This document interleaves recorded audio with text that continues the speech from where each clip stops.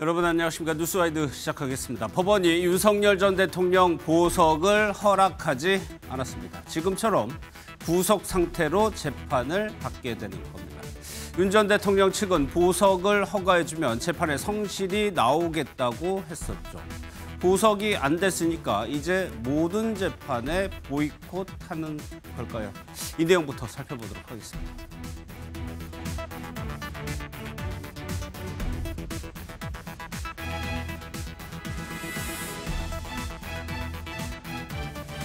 네, 세 분과 시작하겠습니다. 성치훈 더불어민주당 정책위 부의장, 김철현 경일대 특임교수, 이경민 변호사 나오셨습니다. 어서 오십시오. 예. 조금 전에요, 법원에서요, 윤석열 전 대통령에 대한 보석 청구를 기각했습니다. 이경민 변호사님, 이게 보석 청구라는 것이 구속 기각될 가능성이 높다고 많이들 얘기를 했었어요. 그런데 법원이 시간을 꽤 오래 끌었단 말이에요. 그 이유를 뭐라고 봐야 됩니까? 사실 이제 뭐 이 주장이 있기 때문에 그 주장이 뭐 실질적인 방어권 보장, 그다음에 이제 건강상의 사유 이런 부분이 있었기 때문에 아마 검토를 하는 데 있어가지고 시간이 어느 정도 소요가 된 것으로 보이고요. 예. 근데 사실 이제 보석 청구를 했을 때 언제까지 결론을 내야 된다 이런 규정은 없습니다. 예. 그래서 뭐 경우에 따라서는 1심 판결을 선고를 할 때 그때 가서 보석 청구를 기각하는 경우도 있거든요. 그래서 이제 윤 전 대통령 같은 경우에 오늘 이제 결과가 나온 것이 뭐 늦게 됐다 이렇게 좀 판단하기 좀 그럴 것 같고. 예. 어쨌든 근데 이제 우리가 이제 사실 그동안에 이제 임하는 모습을 봤을 때는 사실은 좀 조심스럽지만 그냥 당일 이제 결정을 냈어도 되는 예. 이제 그런 이제 결과인데 어느 정도 이제 시간이 소요가 된 걸로 보면 그런 걸로 비춰봤을 때는 조금 이제 검토를 하는 데까지 이렇게 시간이 필요했을까? 예. 이렇게 이제 생각되는 지점인 것이고 그래서 윤 전 대통령이 그동안 이제 뭐 특검 수사에 임하는 태도, 그다음에 이제 재판에 임하는 태도를 봤을 때는 어느 정도 이제 기각이 될 가능성이 높은 사건이 아니었나 예. 좀 이렇게 좀 생각해 봅니다. 그러면 성실히 내일부터 연휴란 말이에요. 오늘이 연휴 전날이고요. 이것도 좀 고려가 됐을까요? 고려가 없진 않았겠죠. 예. 왜냐하면 오늘 안 하게 된다면 사실상 10일 이후에 또 그런데 다음 주도 평일은 사실 금요일 하루밖에 없잖아요. 그렇죠. 그러니까 그것도 좀 애매하기 때문에 너무 길어질 경우가 우려가 있기 때문에 예. 그런 사람이 말씀하신 것처럼 기한은 없습니다만 이게 통상적으로 봤을 때 한 이 정도에 나올 것이다. 그리고 기각이 예상된다라고 했는데 길어지면 길어질수록 숱한 예측들만 나오거든요. 그렇게 됐을 때 나중에 결과가 또 이렇게 되면 다르게 나오는 거 아니야 하다가 또 여전히 기각이 돼버렸다라고 했을 때 예. 윤석열 전 대통령 측에서는 아니면 그쪽 지지층에서의 반발이 있을 수 있기 때문에 저는 이번 연휴를 넘지 않고 결과가 나올 거라고 생각했는데 역시나 예. 오늘 나온 것 같습니다. 뭐 내일이 바로 이제 쉬는 날이 되는 거죠. 윤 전 대통령 한번 일정을 한번 볼까요? 체포적 부심, 구속 취소, 구속적 부심, 보선 실처까지 다 했습니다. 결과적으로 이제 윤 전 대통령은 추석을 이제 구치소 안에서 보내야 되는 겁니다. 근데 보석 청구 심판 과정에서 윤 전 대통령 측의 주장을 한번 정리해 보면, 지금 복귀해 보면 결과론적일 수도 있겠지만 사실 그때 주장했던 거 세계적으로 유명하기 때문에 도망갈 이유가 없다라든가 끼니 뭐 밤 얘기하면서 이런 건강 문제 얘기했었거든요. 그게 변호사 입장에서 이게 논리가 괜찮다고 보세요? 그러니까 이제 뭐 인정하는지 부인하는지에 따라서 이제 그 방어 전략이 달라지고 예. 그리고 이제 부인하는 상황에서도 이제 건강상의 이유는 들 수는 있는데 근데 세계적으로 유명하다는 부분이 물론 이제 도망갈 우려는 없다 이런 측면은 될 수 있겠지만 지금 기각을 했던 게 증거인멸의 가능성이 계속 존재한다라는 거거든요. 예. 그래서 증거인멸의 그런 우려가 계속 존재한다라면 증거인멸의 우려가 없다라는 부분에 대해서 강조를 했어야 되는데 그렇다면은 뭐 수사나 재판에 있어가지고 뭔가 이제 적극적으로 협조하고 진실을 밝히려는 그런 노력을 했다면 그러면 더 이상 증거를 인멸할 염려가 없다 이렇게 볼 테지만 계속해서 재판에 출석을 하지 않았고 특검에서도 추가적으로 조사를 하려고 했는데도 불구하고 아니면 체포영장을 집행을 하려고 했는데도 불구하고 계속해서 반발하는 그런 모습들은 결국은 이제 뭐 세계적으로 유명하다는 것이 예. 결국 더더욱 그런 사람이기 때문에 다른 증인들한테 영향력을 끼칠 수 있다라는 그런 이제 반증도 되는 거거든요. 예. 그래서 그런 걸 생각을 하면 보석을 통해 가지고 석방을 해주게 됐을 때 그런 증거인멸의 가능성이 계속해서 존재한다. 예. 그렇기 때문에 지금 단계에서 이제 석방을 할 수 없는 그런 사유가 있다. 이렇게 판단을 했다라고 보시면 될 것 같습니다. 결과적으로 윤 전 대통령 측에서 전략은 이제 실패를 하게 됐습니다. 그러면은 김 교수님 일단 이제 앞으로의 문제는 그때 그런 얘기했어요. 보석을 시켜주면 내가 건강을 회복해가지고 재판에 성실히 나오겠다. 그러면 이렇게 보석이 기각이 됐으니까 나는 추가 기소된 그 재판에도 안 나가겠다. 이런 가능성도 있어 보이거든요. 뭐 계속 제가 볼 땐 계속적으로 그 어떤 재판을 사보타주할 가능성이 굉장히 커 보인다고 보이거든요. 예. 저는 오늘 보석 보석 기각 결정에도 보면 결국 내란 재판에 오늘 13번째 열린 내란 재판에도 참석하지 않았기 때문에 그렇죠. 아마 재판부 입장에서 볼 때는 만약에 보석이 되면 재판에 열심히 성실하게 참여하겠다고 했지만 결국은 내란 재판에 참석하지 않았기 때문에 그러한 것들도 보석 기각 결정에 조금 영향을 미치지 않았을까. 아마 윤석열 전 대통령은 제가 볼 때는 중간에 이제 13번이나 계속적으로 재판에 빠졌기 때문에 예. 이제 14번째, 15번째 중간에 또 재판이 나오는 것도 상당히 조금 웃긴 상황이 되는 거거든요. 그렇기 때문에 윤 전 대통령은 내란 재판 어느 정도 이거는 정치 재판이다. 이건 답을 정해놓고 하는 재판이기 때문에 내가 참여를 하든 참석을 하든 참석하지 않든 아마 결과는 달라지지 않을 것이다. 그렇기 때문에 아마 윤 전 대통령은 계속적으로 아마 재판을 보이콧할 가능성이 좀 크지 않을까. 예. 다만 그 체포 방해 부분은 그 어떤 보석 어때 뭐 취소 결정도 이제 어제 인용했지만 아마 그 보석을 신청한 부분도 보면 체포 방해 부분은 본인이 조금 다투어 볼 여지가 있다고 좀 보이는 것 같거든요. 그렇기 때문에 내란 재판대로 아마 계속적으로 불구속 아마 불출석하면서 아마 그런 식으로 재판이 진행되도록 내버려 두고 예. 아마 이 체포 방해에 대한 부분은 별도로 아마 이런 것들은 중간중간에 나와서 아마 이 부분은 굉장히 좀 불법적이다, 이거 잘못됐다는 부분들 좀 적극적으로 또 다투려고 하는 나올 수도 그런 있다. 시도가 있지 예. 않을까 이렇게는 보입니다. 예. 오늘 내란 재판에 말씀드린 대로 언론에 공개가 됐는데 윤 전 대통령은 모습을 드러내지 않았습니다. 일단 영상부터 보도록 하겠습니다.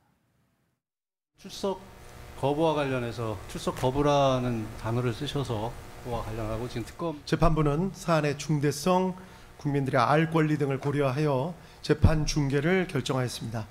예, 오늘도 피고인 불출석한 걸로 확인되는데 맞나요? 예, 맞습니다. 이 사건의 경우 피고인 스스로 계속해서 자발적으로 출석을 거부하고 있는 점, 피고인의 출석 문제로 재판이 지연되는 것보다는 신속한 재판 진행의 이익이 큰 점 등을 고려해서 불출석 상태에 따라 재판을 진행하도록 하겠습니다. 관심은 두 가지입니다. 피고인 없는 빈 법정의 모습 보셨죠. 그리고 지금 논란이 되고 있는 쥐기현 판사 관련된 부분인데 먼저요. 지금 뭐 앞서도 영상을 봤지만 윤 전 대통령은 출석하지 않았어요. 빈 법정, 그러니까 뭐 사실 뭐 변호인단은 있었지만 피고인이 없는 법정의 모습이 공개됐습니다. 뭐 피고인이 원래 안 나오면 변호인을 통해서 일단 방어권을 행사할 수는 있습니다만 아무래도 본인이 직접 나오는 것이 방어권을 행사하는 데 가장 좋은 방법입니다. 그리고 윤석열 전 대통령 같은 경우는 탄핵 심판할 때도 매번 출석을 해서 본인이 적극적으로 의사표명을 하지 않았습니까? 그리고 계속 최근에도 이 내란 재판 말고 별건이긴 했지만 그 체포집행 방해 관련 재판에서도 뭔가 그 본인의 이런 그 방어권을 행사하기 위해서 뭔가 답답할 때는 본인이 직접 마이크를 잡고 이야기를 했던 사례도 우리가 봤잖아요. 그렇게 봤을 때 그 지기현 부장판사가 이야기하는 것은 나 안 나오면 본인 손해다. 피의자가 직접 나와서 뭔가 변호인들이 하지 못하는 것들, 결국 그 건에 대해서 제일 잘 알고 있는 건 피의자입니다. 아무리 변호인이 모든 얘기를 다 알고 있고 모든 방어 논리를 같이 공유한다 하더라도 역시나 피의자가 그 사건에 대해서, 그리고 윤석열 전 대통령 스스로 법조인이잖아요. 그렇기 때문에 아마 방어권을 최상으로 행사하기 위해서는 직접 나오는 게 좋을 텐데 안 나온다? 그럼 우리는 뭐 재판부 입장에서는 본인이 방어권 행사를 최고로 안 하겠다는데 우리가 그것까지 고려할 필요는 없다라는 차원에서 중계도 하고 안 나올 테면 안 나와라. 이런 식으로 지금 말씀하신 걸로 보여집니다. 예. 방금 좀 속보가 하나 들어왔는데 준비가 됐나요? 이진숙 전 방통위원장이 경찰에 체포가 됐다는 내용인데요. 한번 볼까요? 이진숙 전 방통위원장이 자택에서요 경찰에 체포가 됐다고 지금 속보가 들어와 있습니다. 이경민 변호사님, 일단 김철우 교수님, 지금 이진숙 전 위원장이 경찰의 수사를 받고 있는 상황이었죠. 법카. 그래서 대전 MBC 사장 때 법인카드 불법 사용에 돼 가지고 계속적으로 수사를 받고는 있었거든요. 하지만 그동안 뭐 이진숙 전 방통위원장이 보면 성실하게 어떤 경찰 조사에도 임했고 아마 구체적 혐의가 어떤 것이 드러났는지는 모르겠지만 지금 긴급 체포된 상황이라면 이 부분에 대해서는 어떤 부분이 조금 뭐 이 좀 설명이 좀 나와야 되지 않을까 이렇게는 좀 보입니다. 지금 이진숙 전 위원장이 뭐 그런 관련 혐의로 해서 경찰 수사를 받고 있었는데 이게 이경민 변호사 체포라는 건 긴급 체포잖아요. 이거는 사유가 그러면 그 사유가 적용이 될 수 있나요? 그러니까 지금 이 사안의 중대성이 있는 사건에 있어가지고 그동안에 이제 조사를 했을 때 아마 뭐 증거들을 들이밀고 했을 텐데 그에 대해서 이제 해명을 했던 부분에 있어서 만약에 이제 납득할 수 없는 그런 해명이었다든지 아니면 너무나 이제 명백한 증거가 있음에도 불구하고 계속해서 부인을 했다라고 할 것 같으면 그럼 그런 사유들이 어느 정도 이제 이후에 신병을 결정하는 데 영향을 줄 수는 있거든요. 예. 근데 지금 어쨌든 어떤 사유인지까지는 정확히 나오지는 않았지만 사안 자체는 중대하다고 지금 보고 있는 것이고, 그리고 이제 계속해서 뭐 추석에서 조사는 임했지만 그 임하는 태도 자체가 이제 부인을 의견을 하고 있었다라고 할 것 같으면 예. 그러면 이 수사기관에서도 이제 신병에 대해서 이제 고민을 하게 되고, 그러면 지금 긴급 체포 이후에 이 구속영장 청구까지도 한번 생각을 해볼 수 있는 단계이다. 예. 좀 이렇게 이제 그런 수순으로 진행이 되는 게 아닌가 싶습니다. 일반적인 경찰의 이런 체포는 구속영장을 감안해 두고, 그러니까 48시간인가요? 네. 48시간 조사를 하고 구속영장을 청구하는 게 일반적인 수순이잖아요. 그렇습니다. 아니면 풀어줘야 되는 거고. 그렇습니다. 그러니까 사실 이제 구속영장을 청구한다고 하더라도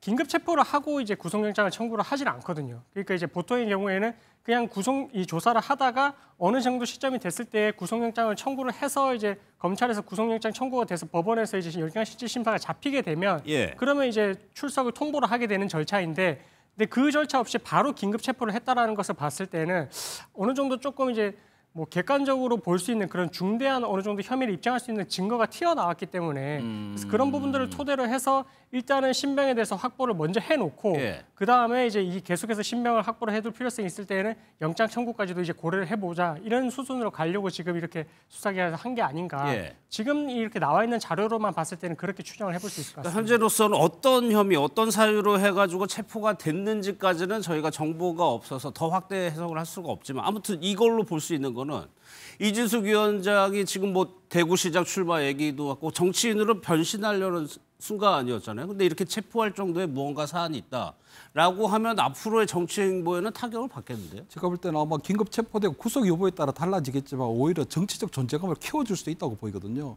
왜냐하면 계속적으로 아마 본인이 대전 MBC 사장을 할 때 법인카드 사용이 문제가 없었다. 예. 그리고 그 부분에서도 보면 그다음 경찰 수사에서도 보면 몇 차례 정도의 어떤 부정한 사용, 특히 뭐 주말에 자택 근처에서 사용한다거나 예. 또는 퇴직할 때 뭐 빵을 뭐 100만 원치 샀다거나 이런 여러 가지 조금 풀리지 않는 법인카드의 불법 사용이라는 부분이 있었지만, 그것이 과연 이진숙 전 방통위원장을 긴급 체포할 만한 예. 그만큼 중대한 사안인가, 이렇지는 않다고 보이거든요. 맞아, 그 왜냐하면 혐의라면. 그래서 보통 예. 우리가 법인카드를 사용하다 보면 본인이 의도적이든 또는 본인이 그 법인카드의 사용 어떤 뭐 사용에 대한 어떤 여러 가지 제한이 있는데도 불구하고 사용 규준을 어긋나는 수도 있기 때문에 예. 그런 부분이 있다고 생각하기 때문에 지금 아마 전 방통위원장으로 지금 자동 면직된 이후에 앞으로 정치적 존재감을 키워나가는 과정이었는데, 아마 이 부분에서 경찰이 갑자기 긴급 체포를 했다는 부분은 예. 굉장히 어떤 법적 적용에 있어서의 과잉 상태라고도 볼 수도 있고, 이렇게 예. 되면 오히려 아마 여러 가지 아마 이진숙 방통위원장 긴급 체포 다 되고 난 이후에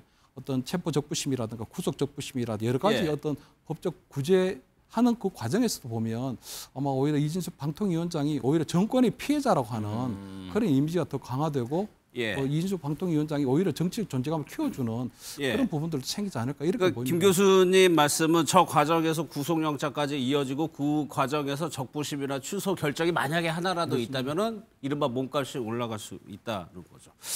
그런데 경찰이 그런 뭐 전후 사정을 알면서도 체포를 했다는 거는 혐의가 뭐 정확하게 아직까지는 모르겠지만 좀 관련이 있어 보이기도 하고요. 맞습니다. 저도 이진숙 아, 위원장 선거법 위반 혐의네요 지금. 선거법 위반이요. 예. 그러니까 그러면 그 법카 그건 아니죠. 그렇죠. 예. 사전 그러면은- 선거운동인지 뭔지 지금 좀 더 나와야 되겠습니다만, 예, 예. 왜냐하면 저는 이진숙 위원장의 행보나 이런 것들에 비판을 해왔던 입장이기 때문에, 그럼에도 불구하고 긴급 체포될 만한 사안이 뭐가 있다라고 인지하고 있는 건 전혀 없었거든요. 예. 그렇다면 지금 선거법이라 하면 그것도 역시나 지금 뭐 바로 연결돼서 떠오르는 부분은 없습니다. 예. 그래서 그 교수님께서 말씀하신 것처럼 이진숙 위원장이 혹시나 이런 것들이 이어져 가지고 만약에 무리한 체포였다. 그래서 만약에 구속영장이 받아들여지지 않는다거나 예. 그런 경우에는 이제 정말 탄압받는 이미지로서 더 정치인으로서 거듭날 수 있을 것이고, 근데 예. 만약에 지금 우리가 알 수 없는 혐의고 지금 드러나지 않았습니다만 예. 그것이 구속영장이 받아들여질 정도의 그리고 긴급 체포를 할 만한 정도의 사안이었고, 예. 그렇게 되면 구속영장 받아들여지겠죠. 그리고 구속 수사를 받게 되고, 그렇게 된다면 이제 출마가 어려워지겠죠. 그 정도의 결정적 증거일 가능성도 전 배제할 수는 없다고 보고, 일단 저희가 나온 게 없으니까 이렇게 말씀드리긴 어렵습니다만, 경찰이 긴급 체포를 했다는 것은 그래도 아무 정황 증거나 이런 거 없이 예. 아무 결정적 증거 없이 긴급 체포를 할 수는 없기 때문에 좀 경찰의 이런 아마 샤워 브리핑이 전 있을 거라고 보는데 그렇겠죠. 브리핑을 좀 듣고 나서 평을 해도 괜찮을 것 같아요. 요 내용은 조금 더 정보가 들어오면은 다시 한번 얘기를 해보고 있습니다. 아무튼 지금 상황에서 이제 공통적인 의견은 저 혐의에 대해서 혐의가 제대로 다져지지 않으면 오히려 이준숙 전 위원장의 일반 몸값이 키워질 수 있다는 전망이고, 그리고 경찰이 저렇게 체포까지 했으면은 무언가 확실한 혐의와 물증이 있을 거다. 여기까지만 하고. 추가로 얘기가 나오면 전해드리도록 하겠습니다. 오늘 재판에서 쥐겸 부장판사에 대한 관심이 집중됐죠. 본인과 관련된 의혹에 대해서 혹시 얘기를 할까 싶었는데 민주당에서는 여러 가지 좀 휴대전화 관련해서 의혹을 제기하고 있습니다. 어떤 내용인지 직접 보겠습니다. 지기현 휴대폰 교체 이렇게 많이 했습니다. 2025년 2월 4일 날 이날 그 윤석열의 구속 취소에 대해서 청구가 들어가니까 이날 갑자기 휴대폰을 교체합니다. 6년 만에 교체했다고 합니다. S10에서 S25로. 그리고 나서 5월 16일 날 다시 휴대폰을 한번 교체합니다. 5월 16일은 이틀 전인 5월 14일 날 바로 이 자리에서 지기현의 술접대 의혹이 폭로가 된 날입니다. 6년 만에 S10에서 S25 뭐 오래 썼으니까 교체할 수 있어요. 그런데 5월 16일 날 의혹이 제기되고 난 뒤에 교체한 것은 중국산 휴대폰으로 왜 3개월 만에 급하게 하니까 좋은 휴대폰 못 교체했겠죠. 이렇게 가격 싼 거 당장 급하게. 이거 증거인멸 아닙니까? 만약에 일반 국민이 이렇게 싼 휴대폰으로 교체했다라고 하면 바로 증거인멸 압수수색 들어갑니다.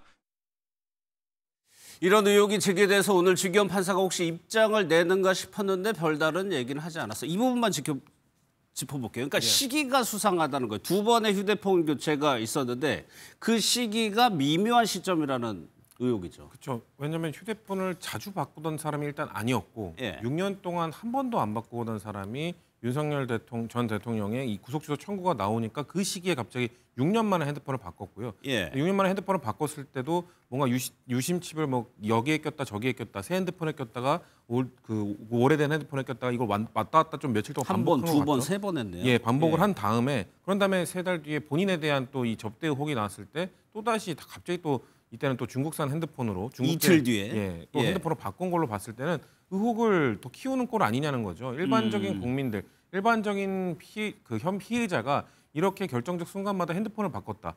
그러면 저는 지기현 부장판사였다면 어땠을까? 부장판사 입장에서 결정적 피해자가 이렇게 의문스러운 핸드폰 교체가 있었다면은 그거에 대한 증거인멸 혐의로 보지 않았을까요? 그거에 대해서 지적을 하는 것이고요. 사실 그리고 지기현 부장판사에 대한 이 대법원 내부의 감찰 결과 그 발표한 걸 보면 지기현 부장판사가 또 처음에는 난 거기 가서 술 마신 적도 없고 사진 찍고 바로 나왔다고 했는데 술 조금 마시다 나왔다고 번복했거든요. 거짓말을 했거든요. 그러니까 민주당 입장에서는 의혹이 커질 수밖에 없는 상황인 겁니다. 저는 물론 이 의혹 제기라고 있는 민주당 얼마 전에 당대표실 정무실장이 한번 자기가 제보자에게 들었다면서 기자회견을 하는 걸 봤는데요. 그 정도의 의혹 제기를 하려면 저는 뭔가 이런 좀 결정적 증거나 이런 것들을 조금 더 추가적으로 얘기를 해줘야 된다는 말씀을 드리고 싶고요. 그렇기 때문에 일단은 지기현 부장판사도 이 정도 증거가 이 정도 의혹을 갖고 있으면 본인의 입장 표명을 좀 해야 된다고 봅니다. 왜냐하면 지금 본인이 뭐 하고 있습니까? 아까 우리가 봤지만 윤석열 전 대통령이 내란 재판을 하고 있잖아요. 그런 사람이 이렇게 의문스러운 핸드폰 교체가 있다? 그러면은 난 통상적인 교체였다. 의심하지 마시라. 이런 당당한 입장을 말하든가 아니면 그거에 대해서 뭔가 입장 표명이라도 해야 국민들이 그 재판에 대한 신뢰를 담보할 수 있을 거라는 말씀을 저희는 드리고 있는 겁니다. 저는 아까 그 그래픽에서 제가 뭐 직장인이어서 그런지 모르겠지만 저 교체하려는 시간이 저는 인상적이더라고요. 그러니까 시간을 한번 보면 3시, 오후 3시, 뭐 오후 4시 이렇습니다. 여기 보면은 오후 3시 23분에 교체를 그러면 이게 그 업무 시간 중에 나가서 교체를 했다는 얘기가 되는 거여서 이 부분이 저는 좀 이상하던데 이경민 변호사께 여쭤볼게요. 저렇게 왔다 갔다 휴대폰을 교체를 했다. 이거는 법조계에서 봤을 때 어떤 의심을 할 만한 구석이 있는 겁니까? 그러니까 그러니까 강제 수사에 착수를 하고 압수수색을 할 때 가장 먼저 이제 압수수색 대상이 되는 게 휴대폰입니다. 그렇죠. 누구나 다 이제 거기에서 대화 내용이 남아 있고 아니면 뭐 대화 내용 삭제를 했을 가능성, 그다음에 뭔가 이제 객관적인 사진이나 물증이 있다면 그런 부분들에 대해서도 이제 삭제를 했을 가능성이 있기 때문에 휴대폰을 압수를 해서 포렌식을 해보는 거거든요. 그래서 그런 측면에 있어가지고 너무도 이제 중요한 물증인데 그걸 공교롭게도 수사가 진행되는 그 시점에 아니면 뭐 의혹을 제기하는 시점에 이게 만약에 교체가 됐다. 그렇다면은 당연히 수사기관에서는 강하게 의심을 할 수가 있고요. 그 부분에 있어서 해명의 책임은 피의자에게 있다라고 보시면 될 것 같습니다. 피의자가 납득할 수 있는 해명을 내놔야 되는 부분이 맞고 혹시나 이후에 이 일부에 관해서 만약에 증거를 인멸한 정황이 드러나게 된다라고 하면 그러면은 이때 당시에 이렇게 휴대폰을 교체했다라는 그런 부분들이 증거인멸의 가능성이 너무나 높다라고 이제 볼 수 있는 또 이제 객관적인 사정을 볼 수도 있어가지고 예. 그런 경우에는 이제 신병에 대해서 구속영장을 청구하는 그런 또 계기로 삼을 수도 있거든요. 그래서 수사 단계에서 휴대폰을 교체하는 그런 부분들에 있어서는 강하게 수사기관에서 의심을 할 수 있는 그런 여지가 있다. 이렇게 예. 생각하시면 될 것 같습니다. 그래서 관련해서 이제 재판사가 오늘 좀 뭐 의혹에 대해서 해명을 할 줄 알았는데 일단 그 부분에 대해서는 언급이 없었고 뭐 추후에 뭐 저 날이 쉬는 날이었을 수도 있고요. 뭐 다양하게 법원에서 좀 해석이 나오면 그때도 저희가 전해드리겠습니다. 오늘 좀 뉴스가 많은데 권성동 의원이 결국에 구속 기소됐습니다. 구속적 부심이 다 기각이 됐었죠. 영상부터 좀 보겠습니다. 통일교 관계자로부터 어떠한 군품을 수수한 바가 없습니다. 한학자 총재에게 현금 받으셨나요? 문제가 될 수 있는 돈을 받을 만큼 어리석지 않습니다. 특검은 오늘 권성동 국회의원을 정치자금법 위반 혐의로 구속 기소하였습니다. 권성동 의원에 대한 공소사실 요지는 22년 1월 5일경 세계평화통일가정연합 세계본부장으로부터 현금 1억 원의 정치자금을 제공받아 정치자금법을 위반하였다는 것입니다. 권 의원의 범죄 수익에 대하여는 추징보전 청구를 하여 오늘 법원으로부터 인용 결정이 이루어졌습니다. 권성동 의원의 기소를 이겸희 변호사 한학자 총재하고 한번 비교해서 볼게요. 두 사람 모두 구속적 부심이 기각이 됐어요. 바로 근데 특검에서는 권 의원에 대해서는 구속 기소를 했고 한 총재에 대해서는 구속을 연장을 했단 말이에요. 이게 어떤 차이가 있는 겁니까? 그러니까 한학자 총재에 대해서는 일단은 추가적으로 확인을 해볼 그런 사안들이 조금 더 남아있다. 이렇게 네. 보시면 될 것 같습니다. 그래서 이제 수사 특검에서도 이제 한번 구속 기간을 연장을 해서 최대한 수사를 할 수 있는 그런 기간이 확보가 되니까 그래서 그 이후에 조금 더 혐의를 다져가지고 이제 기소를 하겠다 그런 의미로 보시면 될 것 같고 예.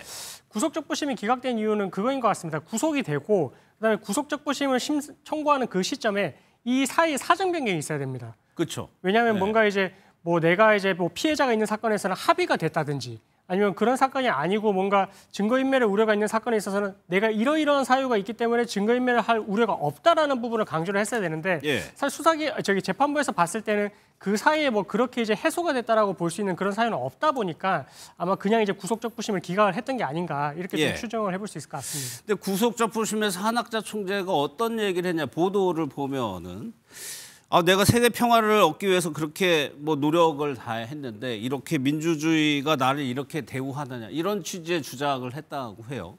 이경민 변호사 변호인 입장에서 이게 피고인이 이런 식의 주장을 한다고 하면 어떻게 말리시겠어요? 아니면은 저는 무조건 말릴 것 같습니다. 예. 예, 이런 진술 자체를 아예 못하게 할 것 같고 그냥 이제 변호인의 그냥 진술로서 다 가름을 할 가능성이 큰 사건인 것 같거든요. 예. 오히려 이런 식의 진술을 한다는 것은 그 혐의에 대해서 이제 본인이 지금 뭐 건강상의 우려가 있다라든지 아니면 뭔가 이제 이 사건에 대해서 이 구속이 되고 나서는 뭐 인정을 한다라고 한다든지 이렇게 이제 나아가야지 예. 뭔가 한국의 민주주의에 대해서 본인이 이 불법 정치 자금을 지금 제공을 했다라는 혐의와 뭔가 연관이 있는지도 지금 모르겠고 어쨌든 이렇게 이제 방어권을 행사를 했을 때 진술을 하는 부분들은 본인에게 오히려 불이익으로 돌아오면 돌아갈지 득이 되는 진술은 아닌 것 같습니다. 그러니까 김 교수 이게 특검 조사 때도 뭐 교리를 전파했다고 하고 이 구속적 부심에서도 맞는 주장은 아닌 것 같고 그럼에도 불구하고 계속적으로 이런 식의 얘기를 하는 이유는 뭘까요? 제가 볼 때 아마 실무자 선에서의 선긋기로 좀 보이거든요.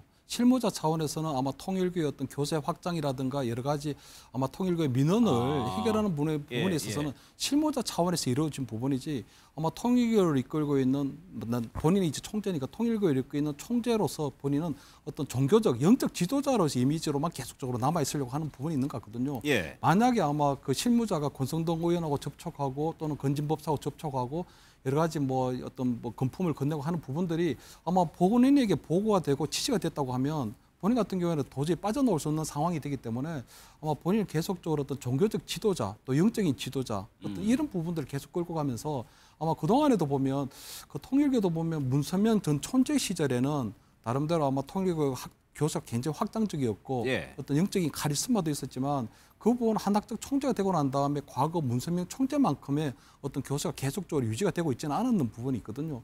그렇게 되면 아마 한학조 총재 입장에서 볼 때는 실무자가 구체적으로 한학조 총재에게 보고했다 또는 구체적인 지시를 받았다라고 하는 아주 구체적인 진술이 나오지 않는 이상 예를 들어 한학조 총재가 윤영호 전 세계본부장하고 만나서 대질 신문을 한다든가 하는 그런 것까지 가지 않는 이상 계속적으로 아마 본인은 종교적 지도자로서 계속 그런 부분들을 계속 가져가려는 한 그런 변호 전략을 펼치고 있는 것이 아닌가 이렇게는 보입니다. 또 하나 한 총재에게 제기된 의혹이 도박 관련 의혹인데 이것도 어느 정도 인정하는 듯한 발언을 내놨단 말이에요. 그러니까 했다고 인정했습니다. 근데 미국 영주권자라 상관이 없다라고 하는데 이 주장은 맞지 않는 거죠. 그러니까 한국 영주권을 갖고 있다 하더라도 한국 사람이기 때문에 이 도박을 한 것 자체가 불법입니다. 잘못된 겁니다. 그렇기 때문에 지금 미국에서는 다 한다 뭐 이런 얘기를 했다고 하더라고요. 그러니까 자꾸 왜 미국 얘기를 하는지 모르겠는데 본인이 영지권자와 이 미국인의 이 차이를 지금 모르시는 것도 아닐 텐데 아마도 이렇게 자꾸 교리에 대해서 그러니까 통일 교와 관련된 이야기를 하고 이 도박과 관련돼서도 아마 인정을 안 할 수밖에 하지 않을 수 없는 게 증거들이 다 남아 있잖아요. 그러니까 이거에 대해서 아예 부인을 해버릴 경우 더 아마 중한 처벌을 받을 수 있습니다. 그리고 증거인멸의 염려가 계속 생기기 때문에 지금 한학자 총재는 건강을 이유로 해서 자기 풀어달라고 주장을 하고 있는 거잖아요. 그렇기 때문에 혐의 자체를 아예 대놓고 부정을 해버릴 경우 그러면은 거짓말을 하고 있다. 명확한 팩트가 있음에도 불구하고 계속 도박을 안 했다고 해버린다. 그렇게 될 경우에는 증거인멸의 염려 때문에 아마도 이 보석이나 구속을 풀려나는 거에 또 악영향을 미칠 것이기 때문에 그렇기 때문에 인정할 건 인정하되 그러면서 결국 이렇게 저희가 느끼기에는 납득하기 어려운 주장들은 저는 결국 신도들한테 전하는 메시지로 봅니다.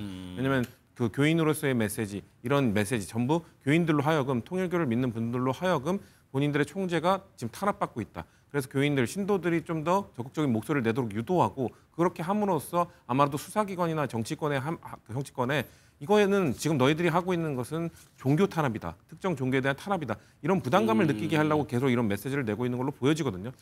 다만 이런 메시지를 아무리 낸다 하더라도 저는 정치권이나 사법부에서 압박으로 느껴지지 않을 거라고 보고요. 그렇기 때문에 본인의 재판에도 절대 아까 변호사님께서 말씀하신 것처럼 말릴 것 같다고 하셨잖아요. 그러니까 절대 유리하지 않을 겁니다. 그러니까 이경빈 변호사 이게 휴식 차원에서 도박을 했다.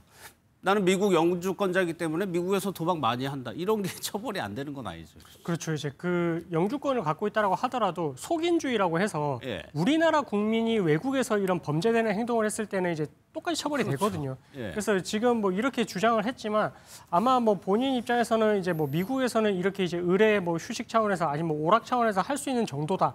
이런 걸 조금 강조를 하고 싶었던 걸로 보이지만 근데 그것이 오히려 어떻게 보면 우리나라에서 속인주의가 적용돼서 이 형사처벌에 대한 책임을 인정하는 그런 조금 진술로 또 해석이 되는 그런 대목인 것 같습니다. 알겠습니다.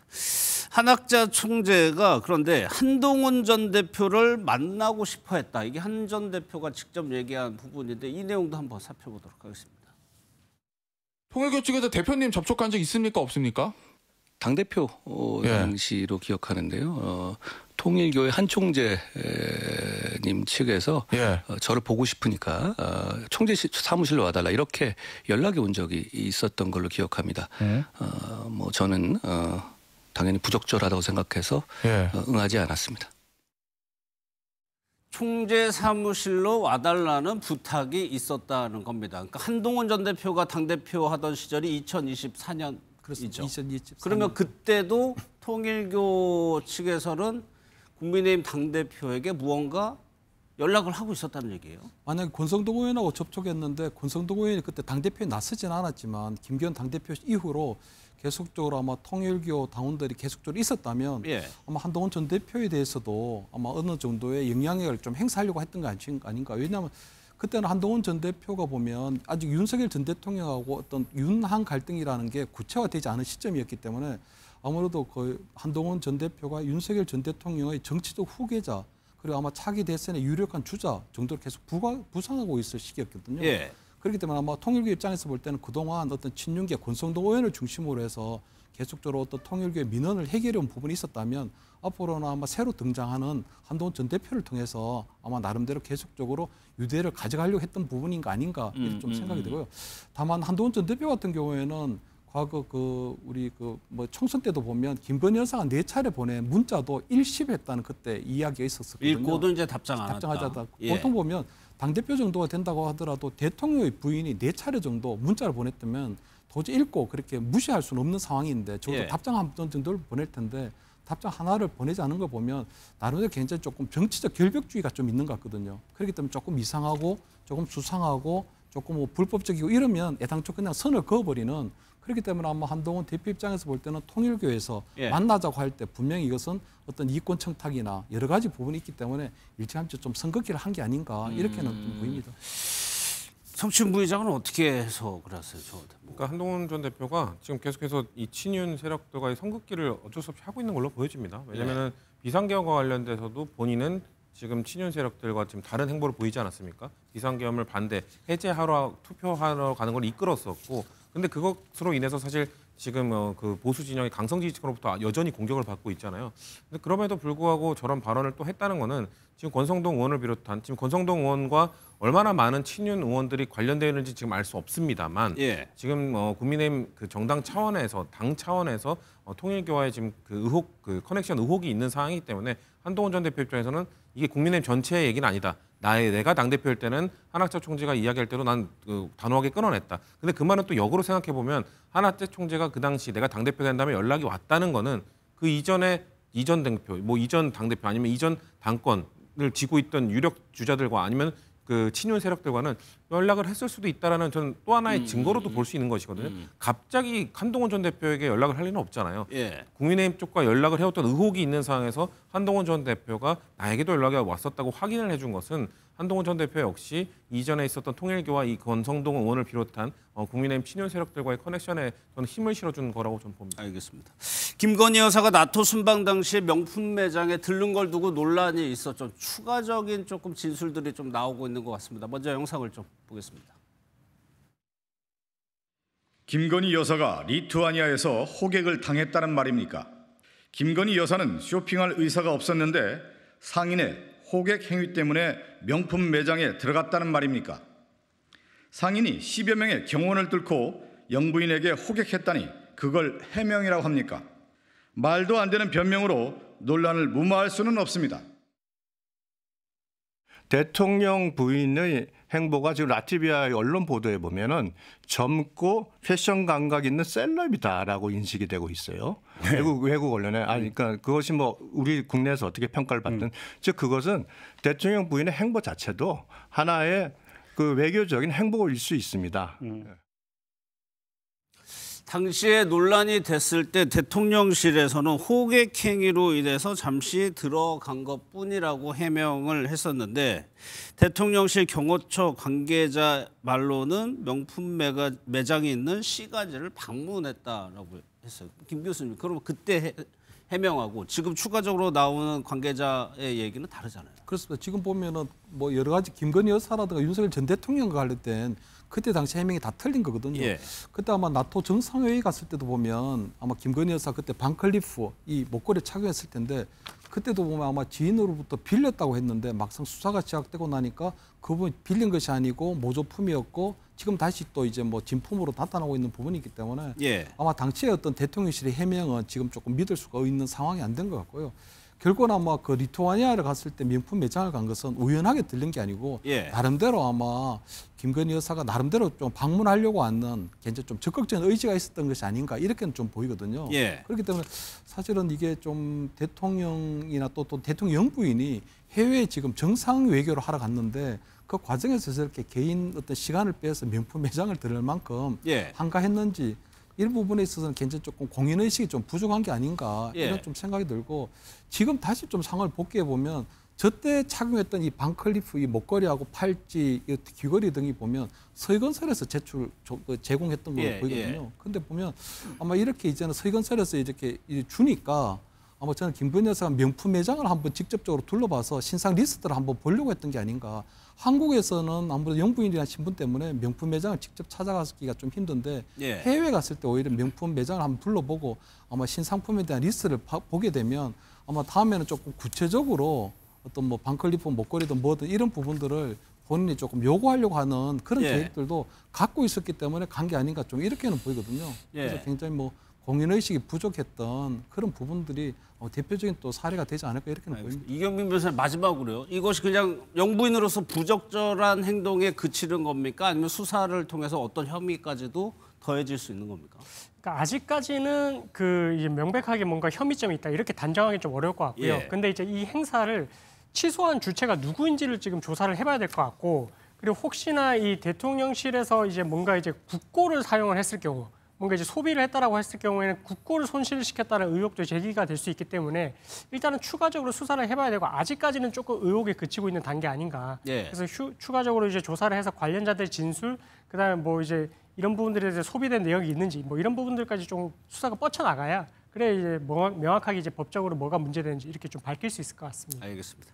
이제 정치권 소식 짚어볼 텐데, 여야 젊은 의원들이 이제 추석을 맞아서 스타크래프트라는 게임을 여야 의원들이 같이 한다는 소식이 들려져서 이거 모처럼 화합하는 거 아니냐 이런 해석이 나왔는데 잘 안 되는 것 같습니다. 이 자리를 누가 마련을 했냐면 이준석 개혁신당 대표가 마련을 했었는데 직접 전화로 연결해가지고 어떻게 된 경위인지 한번 살펴보도록 하겠습니다. 대표님 나와 계시죠? 예, 안녕하세요. 예, 모경정 의원이 일단 불참하겠다고 한 겁니까? 예, 그렇게 오늘 이제 아침에 연락이 와가지고요. 예. 사실 뭐 어떤 사유인지 짐작은 가지만은 예. 원래 모경정 의원 뭐 저랑 친하고 그래서 뭐 곤란하게 하고 해주고 싶진 않아가지고 저희는 뭐 반응을 자제하고 있습니다. 예. 그러면은 이준석 대표께서는 모 의원한테 직접 연락을 받으신 건 아니에요? 아, 텔레그램으로 연락이 왔더라고요, 아침에. 네, 뭐라고 하던가요? 뭐 미안하지만 못하게 됐다 이런 식으로 연락이 왔더라고요. 그러면 사전에 이제 김재섭 의원이랑 같이 하기로 할 때는 취지에는 동감을 했었나요, 모 의원이? 그렇죠. 그러니까 그 성립했던 것이고, 그래서 이제 여러 가지 뭐 그 도와주시는 프로게이머 분들이나 아니면은 예전에 프로게임단 감독하셨던 분들, 이런 분들이 도와주셔가지고 사실 그런 기획 자체를 이제 해왔던 거죠. 예. 그러면 이 행사라기보다는 이런 거를 기획했을 때 이 대표의 뭐 기획 목적이 있었을 텐데 그거는 뭐였습니까?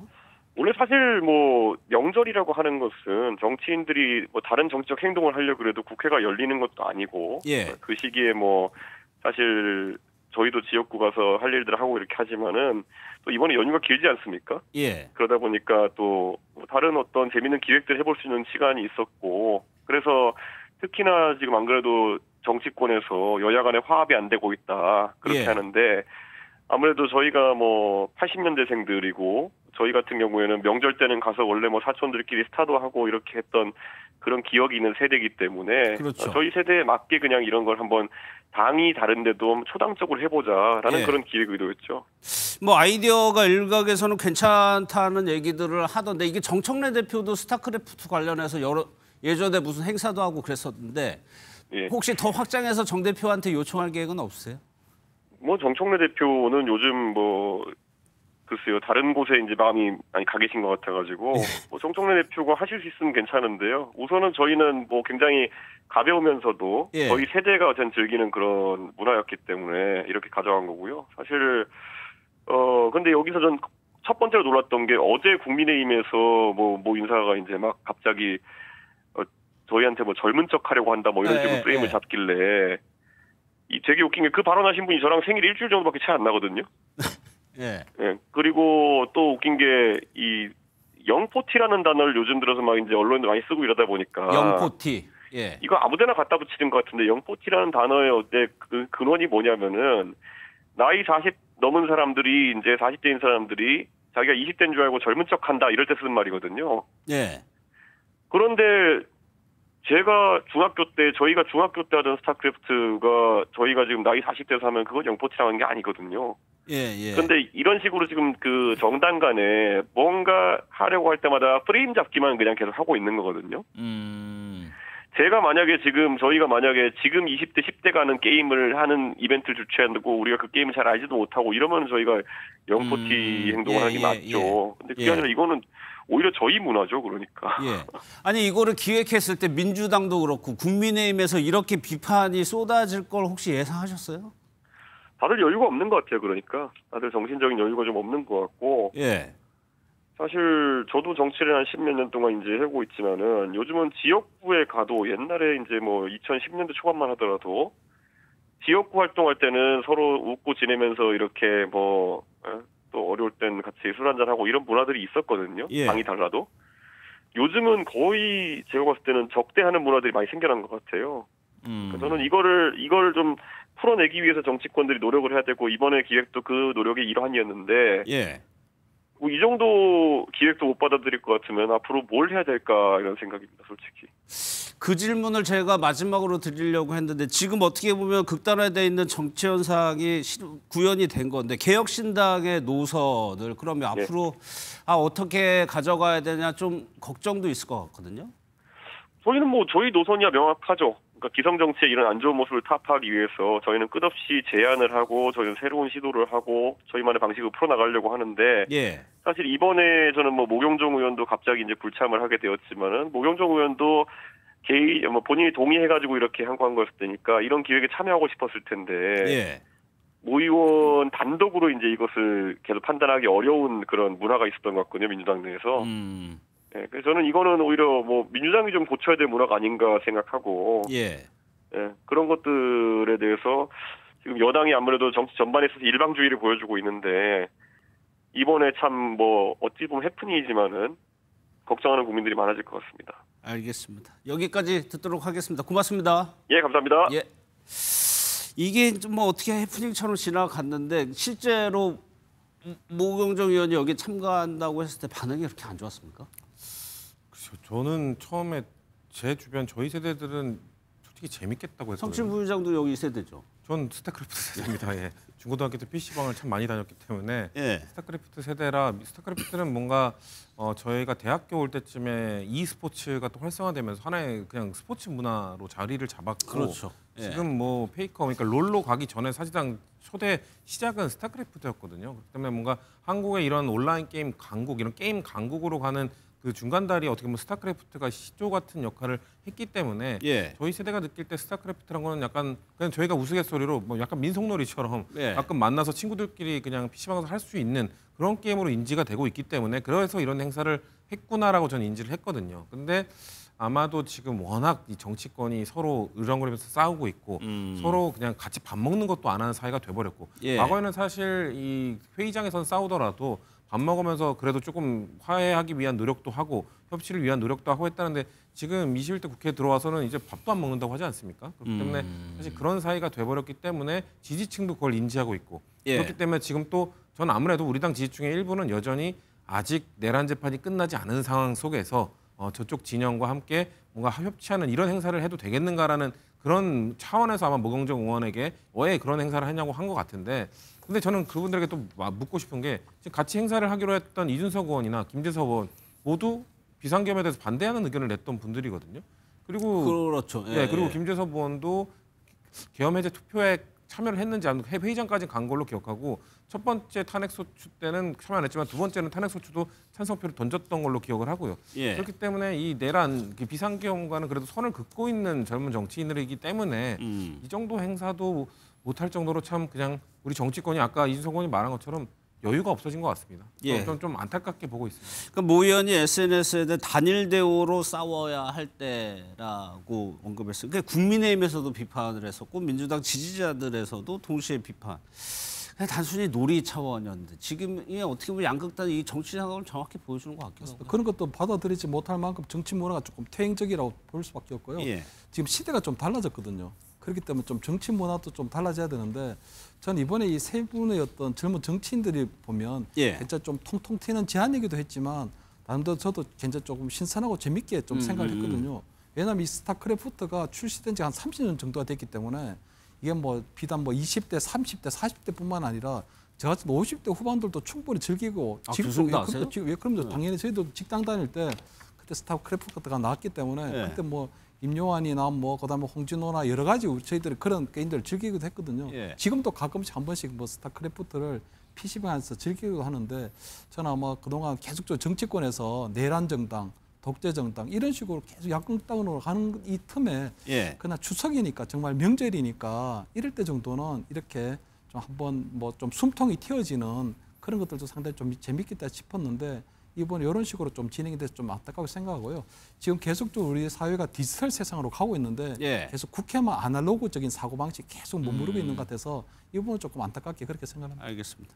이준석 전 위원장 관련해서 3부 좀 상세한 내용의 기사가 와서 이 부분 한번 전해드리겠습니다. 그러니까 영등포 경찰서에서요. 그 이준숙 전 위원장에게 대해서 소환 요구를 계속적으로 했다고 합니다. 그런데 소환 요구에 응하지 않으니까 체포영장을 신청을 해서 발급을 받은 것으로 일단 전해지고 있습니다. 그 혐의가 공직선거법 위반과 국가공무원법 위반 혐의로 경찰은 보고 있습니다. 그러니까 이게 유튜브 채널 등에 출연해가지고 정치적 중립 의무를 저버렸다? 이거 관련된 그렇죠. 건가요? 그 당시에 그 직무 정지돼 있는 상태 동안 나가서 부적절한 발언을 했죠. 저는 명백한 법 위반이라고 생각을 합니다만 그러면 이 48시간 내에 구속영장 청구해야 되는 상황이 왔잖아요.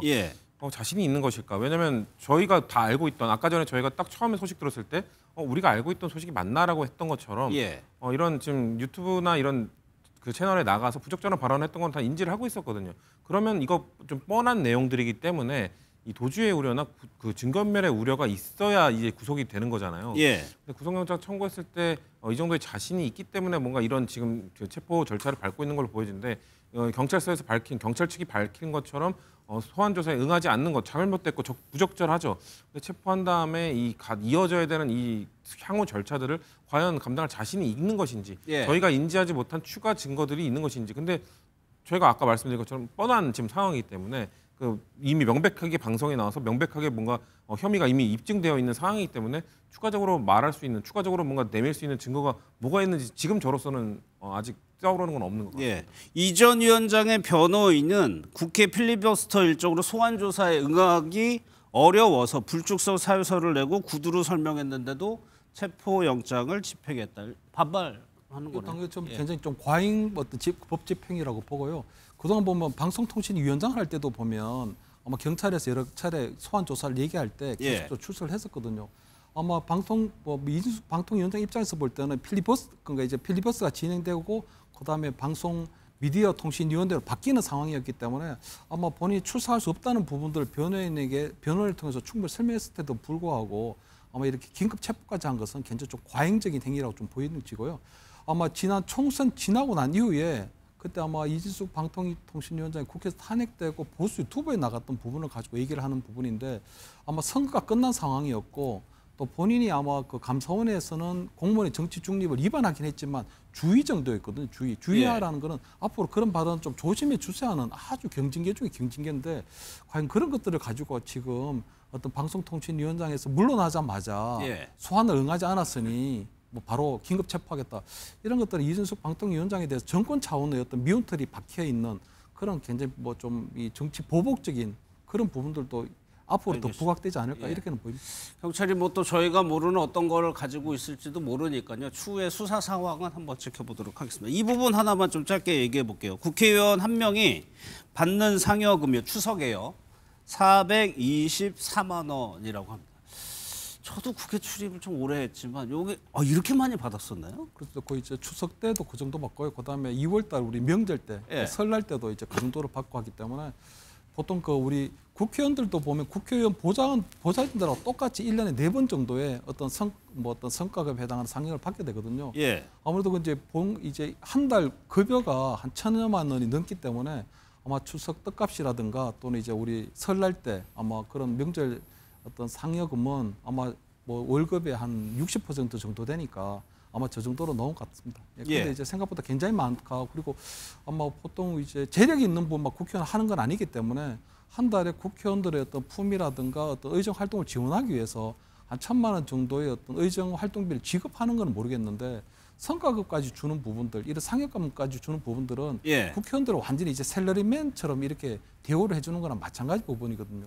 또 1년에 선거가 없는 해에는 또 1억 5천만 원까지 또 헌금을 받을 수도 있고 또 사무실 운영 경비도 수백만 원 이루고 또 차 모노 유류비도 다 지원이 되기 때문에 이런 부분들이 아무래도 국민들이 눈높이에서 볼 때는 국회의원들이 각종 특혜도 많은데 이런 것들도 굉장히 국민이 세금으로 가져가는 이런 부분들도 그냥 상여금 왕창 가져가니까 아무래도 우리 자영업자들이 볼 때나 아니 국민들이 입장에서 볼 때는 마치 내 주머니가 막 털리는 것 같은 그런 기분을 느끼지 않을까 이렇게 보입니다. 아니 왜냐하면 제가 수치로 한번 보여드릴게요. 지금 추석 상여가 424만 원인데 전국 직장인 평균 월급이 421만 원. 그리고 기업의 56%가 추석 상여금이 평균 62만 원. 그러니까 많죠. 많죠. 많은 겁니다. 이거 뭐 많게 느껴지는 게 아니라 많은 거고요. 제가 아까 전에 여야 정치인들이 요즘 밥도 안 먹는다고 했는데 유일하게 큰 목소리를 낼 때가 본인들의 세비와 관련된 것들, 그리고 이런 상여금과 관련된 것들, 이런 것들에 대해서는 비판이나 지적이 아무리 있어도 이런 거에 대해서는 한 목소리로 잘 지켜집니다. 지켜내고 있습니다. 근데 저는 그런 건 있습니다. 이런 것 때문에 뭔가 국회의원들, 나쁜 놈들, 일 안 하는 사람들인데 왜 이렇게 많이 받아가냐, 다 깎아버려야 된다, 뭐 국회의원 숫자 줄여야 된다, 뭐 이런 얘기들은 다 너무 포퓰리즘적 발언들이라고 생각하기 때문에 이런 문제가 있으면 국회의원들 스스로 자정작용을 통해서 국민들 눈높이에 맞추기에 어떤 노력을 할 것인지, 그리고 아까 말씀하신 것처럼 국회의원들 중에서 이렇게 형편이 넉넉지 않은 의원들도 분명히 있거든요. 청년 의원들이나 그런 의원들 중에서는 좀 이 정도의 그래도 넉넉한 세비나 이런 상여금들을 좀 지원을 해줘야 되는 사람들도 있기 때문에 좀 여유 있는 사람들은 아까 뭐 그래서 우리가 좀 김미아 의원이나 저희 당 의원 아닙니다만 이런 분들은 넉넉한 여유가 있는 분들은 또 기부를 하겠다고 밝히잖아요. 거죠. 그러니까 전 이런 분들이 칭찬받는 건 전 동의를 하고요. 다만 모든 의원들이 이렇게 기부해야 되는 것 아니냐, 그런 거 상여금 다 뺏어라, 이런 식의 발언은 좀 포퓰리즘적 발언이다 좀 보고 싶습니다. 제가 받는 것도 아닙니다만 그래도 국회의원들이 뭔가 다 형편이 다르다는 것들은 좀 국민들이 인지해야 된다고 생각합니다. 알겠습니다. 두 분과는 여기서 마무리하고요. 조갑재 대표와 정치현안 터치해 보도록 하겠습니다. 우리 국방력에 대한 높은 자부심과 굳건한 믿음의 기초에 강력한 자주 국방의 길로 나아가야 합니다. 급변하는 안보 환경에 능동적으로 대응하려면 자주 국방은 필연입니다. 대한민국의 평화와 번영을 위해서는 누구에게도 의존할 것이 아니라 우리 스스로의 힘을 더욱 키워야 합니다. 굳건한 한미 동맹 기반 위에 전시 작전 통제권을 회복하여 대한민국이 한미 연합 방위 태세를 주도해 나가도록 하겠습니다. 확고한 연합 방위 능력과 태세는 한반도의 평화와 안정은 물론 지역의 안정과 공동 번영에 확고하게 기여할 것입니다. 네, 조갑재닷컴의 조갑재 대표 나오셨습니다. 어서 오십시오. 예. 저희가 북한 얘기도 할 테지만 좀 전에 저희가 이주석 대표하고요, 젊은 여야 의원들을 모여가지고 이제 스타크래프트 게임 같이 하는 거, 그거 무산된 거 조금 얘기했는데 어떻게 지켜보셨어요? 아니, 나는 그 굉장히 기대했거든요. 스타크래프트 구경할 거라고. 아니, 그게 왜 정쟁 대상이 되는지 아마 다른 나라에서 들으면 좀 코미디 같이 느끼지 않을까요? 아니, 우리나라가 지금 게임 분야에서 세계를 선도하는 나라인데 더구나 국회의원들이, 젊은 국회의원들이 그거 하겠다는데 좋은 구경거리 아닙니까? 아니, 1차 세계대전 할 때는 크리스마스 해가지고 휴전해가지고 독일군하고 그 영국군이 축구했잖아요. 그랬나요? 그런 적도 있는데 왜 그렇게 살벌하게, 전 참 이해가 안 갑니다. 그리고 그 세 분, 한 분이 빠졌지만은 두 분, 한 분 더 채워가지고 꼭 했으면 좋겠어요. 알겠습니다. 북한 관련해서 이제 뭐 어제 국군의 날도 있었고요. 최근에 조금 논란이 되는 부분은 정동영 통일부 장관의 두 국가론이라는 겁니다. 그러니까 사실상 북한을 국가로 봐야 된다는 얘기인 것 같아요. 이 부분에 대해서는 어떻게 해요? 아니, 정동영 장관의 그 이야기는 심각한 문제입니다. 헌법의 제일 중요한 조항을 정면으로 부인하거든요. 그런데 그 후유증은 어마어마하거든요. 우리 헌법은 헌법 제3조가 대한민국 영토는 한반도와 그 부속 도서로 한다고 함으로써 북한 지역을 우리의 영토로 규정을 하고 북한 주민을 국민으로 대우하고 있는 것 아닙니까? 그리고 헌법 제4조에서 대한민국은 자유민주적 기본 질서에 입각한 평화적 통일을 추진한다 해가지고 통일 의지를 거기 담은 거예요. 그래야 헌법 제1조 대한민국은 민주공화국이다를 실천할 수 있는 거예요. 그러려면 북한을 절대로 국가로 보면 안 되게 돼 있어요. 우리 민족사의 흐름은 일민족 일국가입니다. 한반도에서는 정통성이 있는 국가는 하나라야 됩니다. 그래서 우리가 북한을 반국가단체로 보고 북한 주민이 한국에 오면은 별도의 국적 취적 절차를 밟지 않고 바로 주민등록증을 내주잖아요. 그런데 만약 북한을 국가로 본다고 그러면은 파생될 문제가 우리의 국토를 반국가단체 국토의 반을 반국가단체한테 주는 거고 거기에 살고 있는 주민들의 인권이나 행복에 대해서 전혀 관심을 갖지 않게 되는 것이고 그리고 심각한 것은 북한의 급변 사태가 났을 때 중국이 군대를 보내려고 할 때 예. 우리가 그걸 막을 수 있는 논리가 없어지는 거죠. 그 헌법이 있으면은 왜 우리 영토에 들어오느냐 해가지고 딱 막을 수 있습니다. 예. 그리고 서독이 동독을 국가로 인정한 적이 없어요. 여기에 대한 많은 오해가 있는데 예. 서독은 동독을 서독의 일부로 본 거예요. 그러니까 독일의 일부로 본 거지. 동독을 국가로 인정하지 않고 그래서 아무리 뭐 교류는 엄청나게 열심히 했지만은 뭐 대사 파견이나 이런 건 없어요. 그리고 통일할 때 예. 서독이 가지고 있는 기본법, 그게 헌법인데 기본법 체제로 흡수시켜 버렸거든요. 외국이라면 그렇게 할 수 없잖아요. 예. 그래서 이런 걸 다 무시해 버리고 사실상 국가다 이래버리면은 헌법 체계가 무너지는 겁니다. 우리나라의 헌법 체계의 근간은 북한을 반국가 단체로 본다. 대한민국만이 한반도의 유일한 합법 국가이고 정통성이 있는 국가다. 이걸 놓쳐버리면은 예. 특히 통일을 포기하게 되잖아요. 예. 별도의 국가인데 통일하자고 하면 그렇죠. 그건 침략하자는 거 아닙니까? 그럼 헌법에는 자유통일하라고 평화적 자유통일하라고 딱 명시하고 있는데. 그래서 정 장관님 이제 궁극적으로 통일을 원한다 해명하기도 했고 뭐 설명을 했습니다. 북한을 대화의 장으로 끌어내기 위해서 실용적으로 접근하자는 취지인 것 같은데 그것도 안 된다는 말씀. 아니 그건 기능적으로 하는 거지. 예. 전술적으로 하는 거지.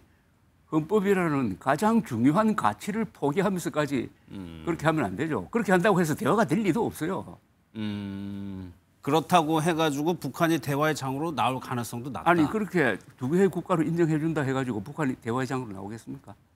예. 그러고 어떤 대통령도 어떤 한국의 정부도 북한을 국가로 인정해 준다는 이야기를 하는 순간 그때부터는 대통령이 그런 이야기하면 탄핵 들어가는 거고 이렇게 되는 거예요. 너무나 엄청난 이야기를 너무나 경솔하게 한다 이겁니다. 또 최근에 또 나오는 내용들을 보면은 동맹파, 자주파 정권 내에서도 약간의 충돌이 있어 보이는데 북한 문제에 접근하는 방식에 있어서 그 부분은 어떻게? 그 자주파는 사실은 그 자주파가 아니죠. 대한민국만이 한반도 유일한 정통성 있는 국가다 하는 걸 견지를 해야 그게 자주파 아닙니까? 그분들이 다 북한에 대해서 상당히 약하게 보여가지고 친북적이다라고 하는 이야기를 들었던 사람들인데 그건 자주파가 아니고 동맹파. 사실은 한국은 그동안의 이 노선은 친미 자주를 해온 나라입니다. 친미하면서도 자주해온 나라예요. 그런데 자꾸 친미 4대 했다고 몰아붙이니까 마치 자주라고 하면은 친북하는 사람이 자주파가 되고 이렇게 되는데 친북 4대파죠. 친북. 북한은 반국가 단체인데 반국가 단체하고 친한 게 그게 무슨 자주하고 무슨 관계가 있습니까? 용어에 잘못되어 있습니다. 예. 또 오늘 나온 소식이 윤 전 대통령 보석이 취소가 된 대표님도 뭐 기각될 거라고 예상하셨죠? 저는 그렇게는 예상 안 하고 의사들의 의견을 존중해야 된다. 그러니까 건강 상태를 건강 상태가 중요시해야 된다. 그런 이야기를 했는데. 근데 그런 과정에서 건강 얘기를 하면서 먹을거리, 끼니 얘기를 좀 법원 밖에서도 김계리 변호사는 주장을 했단 말이에요. 그 논란은 적절했다고 보세요? 그 지금 이 윤석열 전 대통령은 전직 대통령이잖아요. 그죠? 전직 대통령으로서는 절대 해서는 안 될 불법 계엄과 부정선거 음모론을 믿는 그걸 했지만은 그러나 그분을 단죄하는 입장에서는 그분이 과거에 대한민국을 대표했던 사람이라는 것을 고려할 필요가 있다고 생각합니다. 그래서 너무 미시적으로 들어가서 그분에 대한 이야기를 뭐 변호인들이 한다든지 아니면 언론에서 하는 게 별로 아름답지 못할 것 같아요. 그래서 그 사소한 거 가지고 자꾸 이게 논점이 되면은 그 본질이 좀 흐트러지고 저는 윤석열 전 대통령에 대한 단죄는 한치의 오차도 없이 이루어져야 된다고 생각합니다. 엄정하게 하는 것과 잔인하게 하는 것과는 차이가 있어요. 그래서 얼마든지 권위를 세우면서 처벌을 할 수가 있습니다. 그 원칙을 지켰으면 좋겠고. 그 죄를 정확하게 물어야 된다. 그렇죠. 주변적인 지역적인 얘기 말고. 근대 법의 정신이 죄를 심판하는 거지 죄인을 심판하는 게 아닙니다. 그러니까 죄와 인간을 구분한 게 우리 법 정신 아닙니까? 예. 그 옛날은 죄와 사람을 하나로 묶어가지고 처벌을 했는데 그래서 어렵더라도 그게 뭐 어려울 수가 있어요. 상당한 그 자제력도 필요하고 그렇게 생각을 합니다. 그런 면에서 내란 재판은 중계를 시작했거든요. 이 부분은 잘한 거죠. 하여튼 그런 건 확실하게 하고 예. 저는 또 말씀드린다만 오늘 오다가 보니까 황교안 전 국무총리가 무슨 창당한다면서 프래카드를 붙여놨더라고. 아 그래요? 거기 또 부정선거 주장을 하고 있더라고요.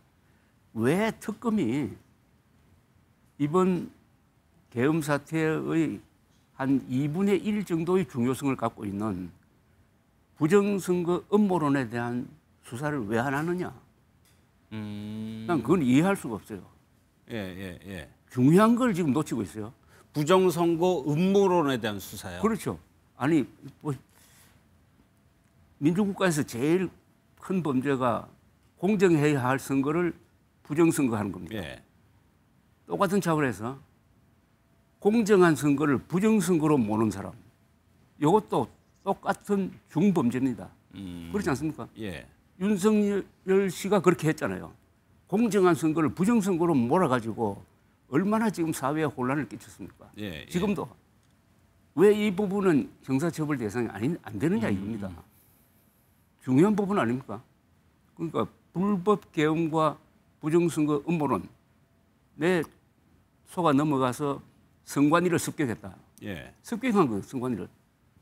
그래 놓고도 계속 헌법재판소 심리 과정을 통해서 자기가 옳다고 주장을 하면서 변호인은 선관위에서 중국 사람을 간첩으로 양성하는 교육을 했다. 99명을 미군이 오키나와로 데리고 갔다. 이런 이야기까지 공론장에서 나왔는데 그러면 이번 특검 수사에서 그게 맞는지 틀리는지 확인할 필요가 있잖아요. 예. 헌법재판소하고 특검 수사는 다릅니다. 그렇죠. 그게 범죄가 안 되면은 공정한 선거를 부정선거로 몰아가지고 군대까지 동원한 이 죄가 형사처벌 대상이 안 될 수가 있습니까? 알겠습니다. 정치권 상황도 한번 보겠습니다. 여론조사 오늘 발표된 MBS 여론조사를 보면은 이재명 대통령의 지지율이 57%, 최고치가 65%였던 것 같아요. 그러면 조금씩 떨어지는 추세라고 볼 수도 있는데 가장 큰 원인을 뭐라고? 그 정도 같으면은 저는 폭락했다고는 볼 수 없다고 봅니다. 예. 시간이 가면은 처음에 올랐던 게 서서히 떨어지는데 제가 여론조사에서 좀 믿는 여론조사가 두 개예요. 예. 하나는 MBS고 오늘 이야기한. 그다음에 내일 아마 발표될 것 같은데 한국 갤럽. 예. 그걸 보면은 전체적인 흐름이 이해가 가거든요. 그런데 들쑥날쑥한 여론조사가 많아요. 갑자기 국민의힘 지지율이 37%까지 이렇게 나타나고 그러더라고요. 예. 저는 그거는 조금 신뢰가 안 가는데 이번 이 조사가 대충 반영한다고 보는데 국민의힘이 24% 나왔죠. 국민의힘이 22%. 22% 나왔죠. 22%와 37% 차이 얼마나 큽니까? 그래서 아마 그 정도일 거예요. 그렇더라도 약간 내려가는 건 사실이죠. 그러니까 민주당이 41%, 국민의힘이 22%. 그렇죠. 대통령의 지지율은 57% 오늘 조사. 그것만 보면은 크게 폭락한 건 아니에요. 그래서 그래도 약간 내려가는 건 사실이죠, 그죠? 추세든 약간. 또 차기 대선 주자 중에 1등을 장동혁 국민의힘 대표가 했다는 이런 조사도 어제 나왔습니다. 어제 나왔는데 그런 게 있다 하더라도 그거는 일종의 정청래 민주당이 너무 사법부를 가혹하게 밀어붙이는 데 대한 반작용이 그 정도로 나온 거 아닌가 하는 생각이 드는데. 그렇다고 해가지고 그것이 대통령의 지지율을 결정적으로 폭락했다거나 급락했다고 보시는 않고 언제든지 올라갈 수 있다고 보시는 거예요? MBS 조사를 보면은 그래요. MBS 조사를 보면은 완만하게 떨어진 거지 폭락했다고 볼 수는 없겠다 하는 생각이 드는데 다른 여론조사를 보면은 너무 큰 차이가 나요. 그렇죠. 국민의힘의 지지율이 지금 22%, 최저치가 16%였더라고요. 예. 같은 조사 최근 동안. 약간 올라간 거죠. 예. 22와 16은 거의 뭐 20%에 대해서 안팎인데. 예, 요것도 그러면 장동혁 대표가 이제 최근 들어서 좀 강경한 노선 하면서 이 흐름이 이렇게 완만한 추세를 보일 것이냐 아니면 그냥 그대로 또 갈 것이냐도 관심이거든요. 그렇죠. 그래서 지금 정청래 대표가 민주당을 맡으면서 추석 전까지 검찰청 없애겠다고 하는 게 결국 성공했잖아요. 그죠? 그렇죠. 뭐 물론 예, 1년 유예 기간이 예. 있겠지만은 그게 여론 구조에 제일 큰 영향을 미친 요소가 아니냐. 그런데 그게 결국은 이재명 대통령의 지지율이 떨어진다면은 본인의 잘못보다는 민주당의 잘못에 의해서 내려온 것일 거고 이걸 통해서 우리 국민들 머릿속에 이런 예. 단순한 어떤 프레임이 만들어지고 있어요. 민주당이 이렇게 무리하는 것은 이재명 대통령의 사후 리스크를 없애기 위해서 이렇게 한 거다. 그런 시선이 있죠. 예. 그 구도가 딱 고착될 가능성이 있다 이겁니다. 그게 고착되면 굉장히 위험할 거예요. 그 일각에서 그런 지적도 했습니다. 대통령이 해외 일정, 순방 일정 등을 할 때 과거 같으면 대통령의 그런 성과, 그러니까 외교 성과니까 그게 보도가 많이 됐는데 오히려 국회 내에서 뭐 법사위라든가 이런 것들이 워낙 크게 다뤄지다 보니까 좀 가려졌다. 이런 지적도 그렇죠. 있더라고요. 지금 뉴스 나오는 양이나 이런 게 민주당 발 뉴스 또는 국회 발 뉴스가 대통령실 발 뉴스보다 훨씬 크잖아요. 훨씬 예, 양적으로 예. 많잖아요. 그리고 그 내용 하나하나가 흥미 있잖아요. 그리고 관심이 그쪽으로 가버리고. 그렇죠. 또 하나가 김현지 부속실장의 국감 출석 두고도 좀 며칠간 논란이 있었어요. 인사 이동도 그 와중에 있었고. 일련의 상황을 뭐 대표님도 쭉 보셨을 텐데 뭐가 좀 문제였다고 보세요? 아니 국회 나오면 되잖아요. 너무 간단하잖아요. 국회 나오면은 그 국회에 질의하는 사람들이 반 이상이 우호적인 민주당 의원들 아닙니까? 예, 예. 뭐가 겁이 납니까? 와가지고 당당하게 이야기하면 되지. 그런데 본인은 나가겠다고 하는데 혹시 민주당 의원들이 나오지 말라고 하는 거 아닙니까? 나와야 되고 나오면 의외로 문제가 더 이상 뭐 확대되지 않을 것 같아요. 알겠습니다. 또 하나가 이제 국민의힘 상황을 보면은 한동훈 전 대표 당원 게시판 문제를 다시 이제 수면 위로 끌어올리는 것처럼 보여요. 이게 필요하다고 보세요? 당원 게시판 논란 정리하는 것이요? 아니 국민의힘이 지금 할 일이 없어가지고 그런 일을 합니까? 12월 3일 이전에 있었던 것 아닙니까? 그렇죠. 12월 3일 이전과 이후는 그는 B씨냐 AD냐처럼 그렇게 세상이 달라진 것 아닙니까? 그리고 지금 정청래 민주당의 강공으로 이게 우파 결집 현상이 조금 보이고 있잖아요. 그죠? 예. 그러면은 한동훈 전 대표 힘도 빌려야 되는 것 아닙니까? 한동훈 전 대표가 있어야 예. 한동훈 전 대표의 힘을 빌려야 우리는 내란 정당이 아니다라고 당당하게 이야기할 수 있는 것 아닙니까? 예. 우리도 우리 국민의힘 국회의원도 18명이 계엄 해제 표결에 참여했다라고 해야 위헌 정당이 아니다라는 설명이 가능하잖아요. 그 공을 세운 한동훈 전 대표에게 고맙다는 이야기는 하지 못하고 예. 그런 당원 게시판 당원 게시판은 다 자유 아닙니까? 마음대로 쓰는 게 당원 게시판 아닙니까?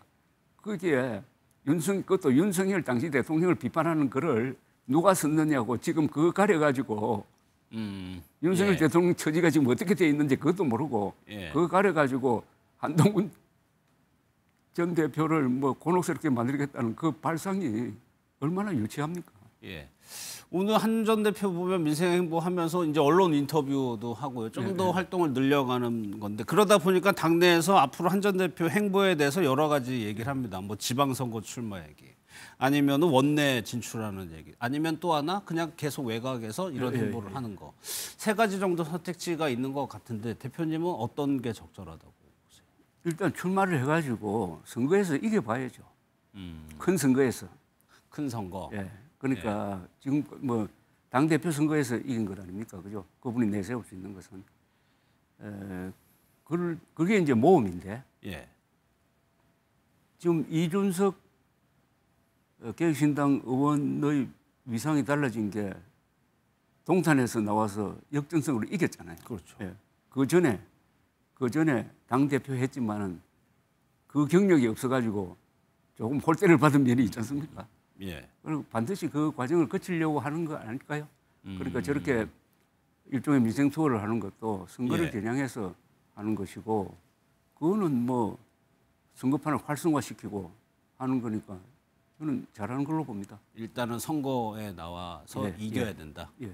알겠습니다. 오늘 여기까지 하겠습니다. 고맙습니다.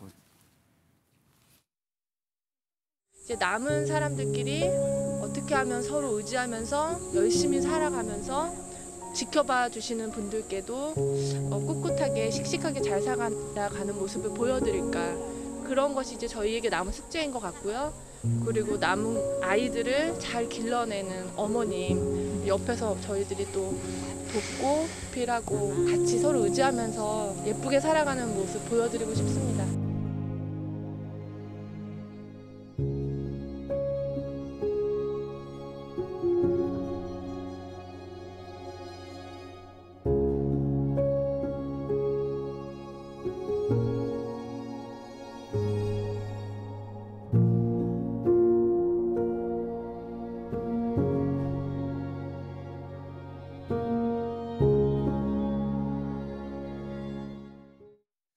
네, 세 분과 이어가겠습니다. 김유진 아나운서, 손정혜 변호사, 이경민 변호사 나오셨습니다. 어서 오십시오. 예. 안녕하세요. 저희가 영상으로 봤는데 벌써 지금 최진실 씨가 세상을 떠난 지 17년 됐어요. 맞습니다. 예. 오늘이 바로 그 17년이 되는 날입니다. 그러니까 17주기를 맞아서 오늘 오전에 최진실 씨의 묘역 앞에서 추도식이 진행이 되기도 했습니다. 예. 이 자리에는 최진실 씨의 어머니를 비롯해서 아들인 최환희 군, 또 가족들이 참석을 했고 또 지인들과 많은 팬들이 모여서 고인을 추모하는 시간을 가졌다고 하는데요. 예. 최진실 씨의 어머니는 추도식 이후에 한 언론사와의 인터뷰를 통해서 지금까지도 많은 분들이 잊지 않고 이렇게 아껴주셔서 감사하다는 인사와 함께 명절과 기일이 되면 딸 생각이 많이 난다. 세월이 지나면 잊힌다고 하는데 아직도 가슴 아프게 보고 싶다. 이렇게 절절한 그리움을 표현하기도 했습니다. 17년이나 지났지만 팬들도 많이 찾았다면서요. 그렇습니다. 많은 팬들도 같이 참여를 했는데요. 예.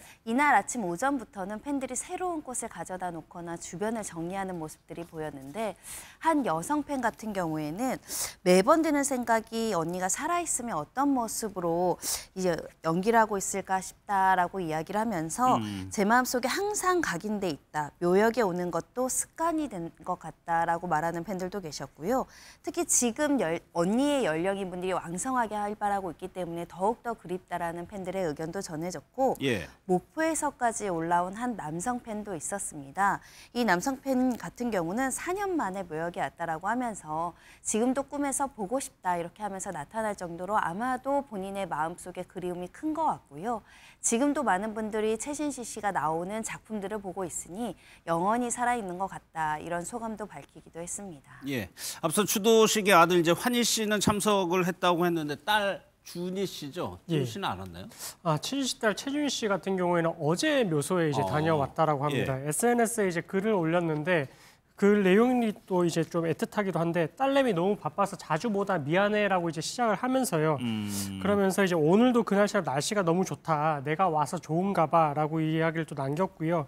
그러면서 나 혼자 엄마에게 꽉 찬 사랑을 남기고 간다라고 하면서 아직도 너무나 이제 사랑하고 그리운 어머니를 좀 그렇게 그리워하는 그런 내용의 글을 SNS에 올리기도 했습니다. 예, 가족 말고 팬 말고도 또 다른 분들도 참가를 했죠. 네, 참석을. 많은 연예인 지인들이 또 있었잖아요. 예. 그중에서도 오늘 방송인 홍진경 씨의 모습이 포착이 됐습니다.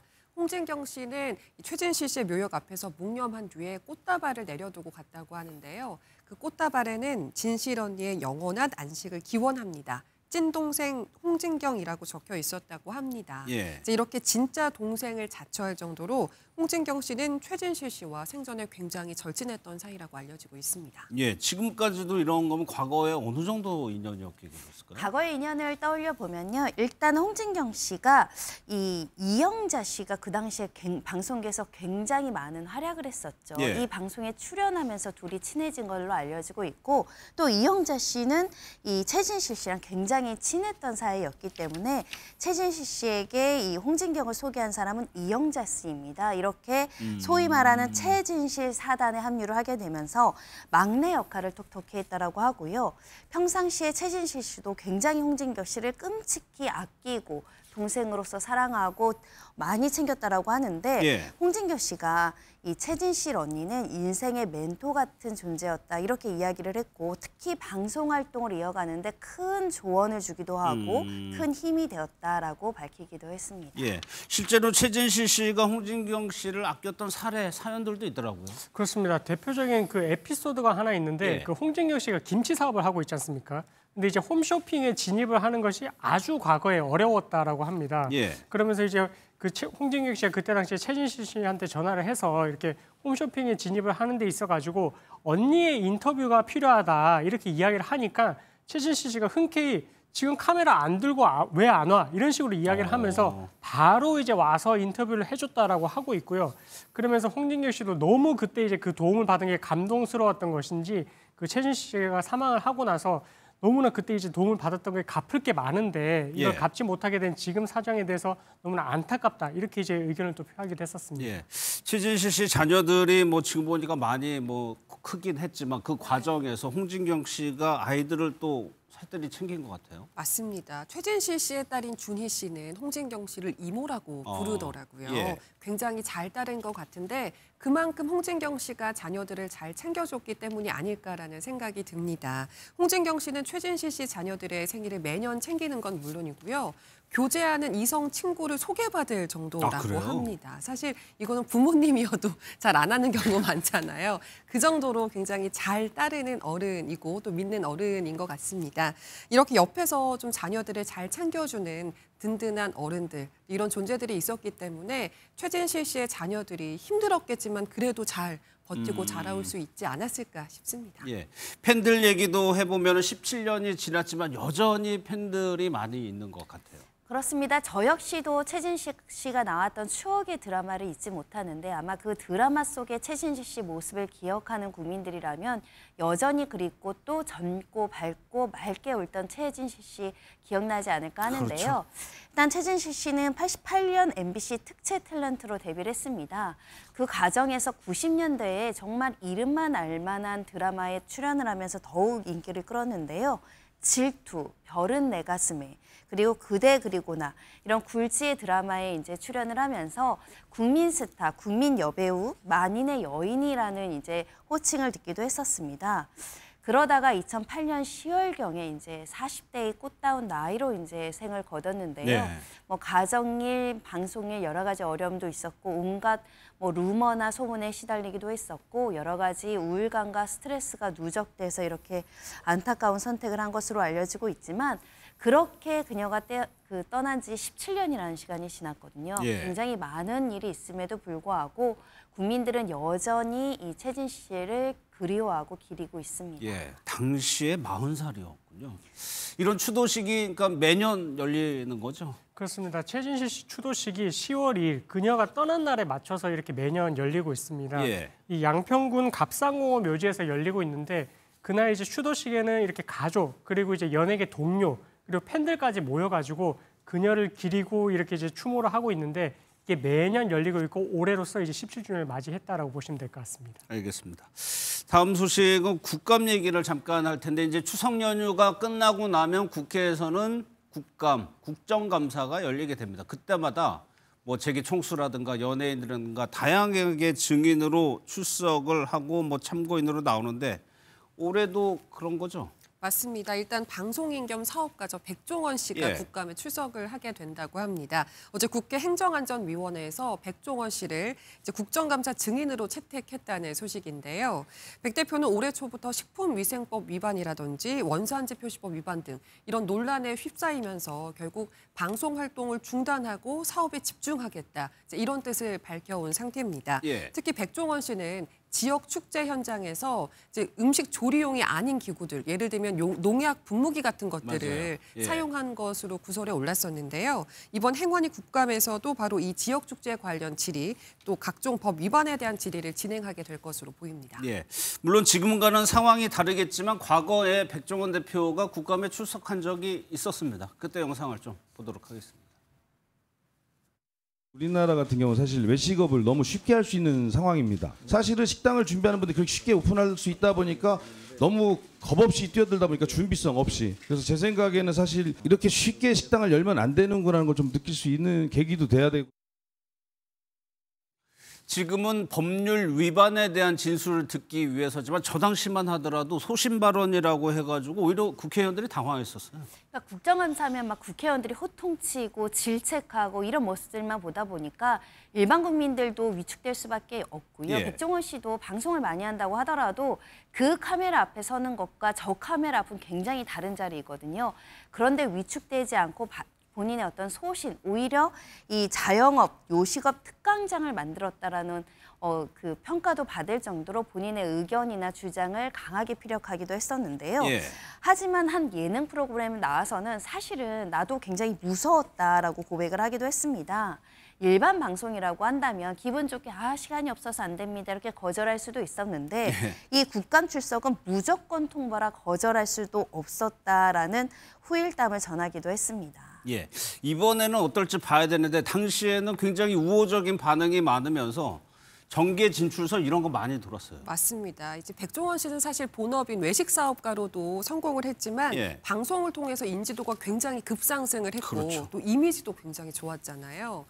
또 골목상권 살리기 같은 공익적 측면을 담은 내용의 방송도 진행을 많이 해왔기 때문에 더더욱 이런 정계 진출설 같은 것이 끊이지 않았던 것 같습니다. 예. 더군다나 앞서서 보신 것처럼 굉장히 국감장에서 활약상을 또 보여줬기 때문에 쉽지 않거든요. 네, 예. 이런 정계 진출설이 더 힘을 받는 상황이었는데요. 이제 이런 것들이 얘기가 나올 때마다 백종원 씨는 자신은 정치엔 뜻이 없다. 계속 이렇게 선을 그어왔습니다. 예, 백종원 씨 말고도요 유명한 기업인들이 대거 이제 국정감사에 출석할 예정이라고 하는데 누가 있습니까? 일단은 SK 최태원 회장도 지금 정무위에 증인 채택이 되어 있고요. 예. 행안위 국정감사에는 정의선 현대차그룹 회장이 채택이 되어 있고 이 산업부 종합감사 증인으로는 정용진 신세계그룹 회장이 채택되어 있습니다.